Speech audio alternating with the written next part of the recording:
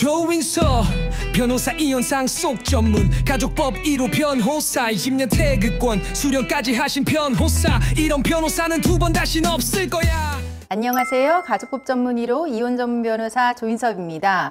오늘은 상담에서 정말 많이 나오는 질문 하나를 가지고 왔습니다. 바로 이혼하면서 제가 직접 재산분할 위자료 안 받겠습니다 라고 쓰고 도장까지 찍었는데 지금 와서 돌이킬 수 없나요? 라고 하는 질문입니다. 이렇게 서류를 쓰고 합의서까지 썼는데 재산분할 다시 청구할 수 있는지 궁금해 하시거든요. 결론부터 말씀드리면 대부분의 경우 그 서류 법적으로는 거의 효력이 없습니다. 먼저 재산분할 청구권이라고 하는 거는 이혼이 되어야 생기는 권리입니다. 재산분할 청구권은 부부가 혼인 중에 함께 형성한 재산을 이혼할 때 공평하게 나누자는 제도인 거죠. 그렇기 때문에 재산분할 청구권은 이혼이 성립해야 비로소 생기는 겁니다. 그러니까 혼인 상태에서는 아직 재산분할 청구권 자체가 구체적으로 존재하지 않는 거예요. 그렇기 때문에 이혼하기도 전에 나는 재산분할 안 하겠다라고 하는 거는 생기지도 않은 권리를 내가 포기하는 거죠. 그렇기 때문에 법적으로는 이제 효력이 없다는 겁니다. 왜 그러면 효력이 없냐? 이유는 재산분할은 단순히 한 사람이 양보해준다라고 하는 수준의 문제가 아니라는 거죠. 한 사람은 혼인 기간 동안에 경력 단절이나 육아 내조 이런 거를 했고 다른 한 사람은 외벌이 사업, 자산 형성 이런 거를 한 경우에 법원은 이거를 공동의 기여로 보고 나중에 공평하게 나누라고 이제 재산분할을 명하는 거죠. 근데 이거를 미리 포기하겠습니다 라고 하는 거는 결국 나는 내 기여에 대해서 정당한 몫을 미리 포기하겠다라고 하는 거거든요. 근데 특히 현실에서는 경제력이 없는 쪽이 급하게 이혼하고 싶어서 상대가 정한 조건을 따라가다가 재산분할 위자료 포기하겠다라고 서명하는 경우가 많다는 겁니다. 그런 구조는 이제 강자, 약자 구조가 개입되기 쉽다는 점을 또 법원은 주목을 했습니다.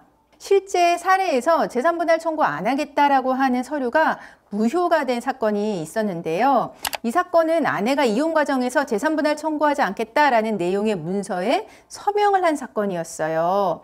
실제로 이혼도 했고요. 그래서 남편은 이렇게 주장을 했죠. 당신이 직접 사인을 해놓고 왜 이제 와서 말을 바꾸냐라고 한 겁니다. 그런데 판례는 이렇게 봤습니다. 당시 구체적인 재산 내역도 제대로 논의되지도 않았고 누가 얼마를 기여했는지 평가한 적도 없고 단지 이혼을 빨리 하고 싶어서 쓴 문구 수준에 불과하다면 그거는 유효한 재산분할 협의라고 볼 수 없다라고 한 겁니다. 다만 이 사건은 두 부부가 재산에 대해서 어떤 상의를 한 것도 없고 아내가 결혼 이주 여성이었다라고 하는 특수성이 있었는데요. 실제로 양쪽의 재산이 어느 정도 있었는지에 대한 어떤 구체적인 검토 없이 재산분할을 포기한 경우에는 실제로 유효한 재산분할 포기라고 보지 않을 수도 있다는 거죠. 그러면 이 재산분할 포기와 관련해서 궁금한 질문들 좀 정리를 해봤는데요. 협의 이혼 신청서 작성을 할 때는 재산분할에 대한 약간 체크하는 난이 있거든요. 거기에 재산분할 않기로 함이라고 체크를 했다. 그러면 어떻게 될까요? 그것만으로 끝은 아니라는 겁니다. 그러니까 대부분 그 문구만으로 추가 재산분할 청구권이 완전히 사라지지 않는다라고 봅니다. 결국 이런 경우에 사건에 따라서 재산분할 받을 수 있는 가능성이 훨씬 높다라고 생각을 하시면 됩니다. 그리고 두 번째, 이혼 당시에는 그냥 빨리 끝내고 싶어서 포기한다고 했는데 나중에 상대방의 재산이 훨씬 많았다라고 하는 걸 알게 됐다. 그런 경우에 다시 청구할 수 있을까요? 이거는 경우에 따라서 충분히 가능합니다. 당시 어떤 정보까지 알고 있었는지, 재산 공개가 제대로 되었는지, 협의 과정이 공정했는지 이런 거를 종합적으로 보고 당초 협의가 공평하지 않다고 판단되면 재산분할 청구를 새로 하는 방향도 검토할 수 있다는 거죠. 세 번째, 위자료 재산분할 양육비 모두 포기한다고 쓴 각서 한 번에 위자료 재산분할 양육비 다 못 받는 건가요? 동일한 문장에 단어가 같이 있다고 해서 모두 효력이 같지는 않습니다. 특히 양육비는 아이의 복리와 직접적으로 연관되는 돈이잖아요. 그래서 부모가 포기 합의를 해도 사정 변경 이런 게 있으면 나중에 다시 청구할 수 있는 경우가 대부분입니다.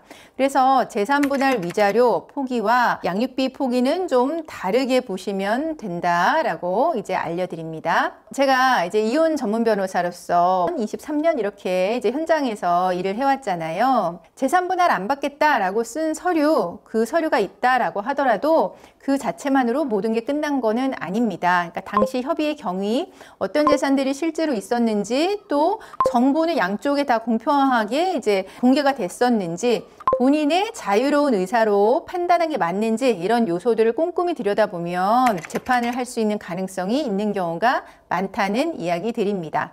당신의 든든한 변호사. 네, 오늘 재산분할 포기와 관련한 내용 전달해 드렸는데요. 오늘 내용 좋으셨으면 구독과 좋아요 눌러주세요. 저는 다음 시간에 더 좋은 내용으로 찾아뵙겠습니다. 감사합니다. 조인섭 변호사, 이혼 상속 전문 가족법 1호 변호사, 유신 면퇴 극권 수령까지 하신 변호사.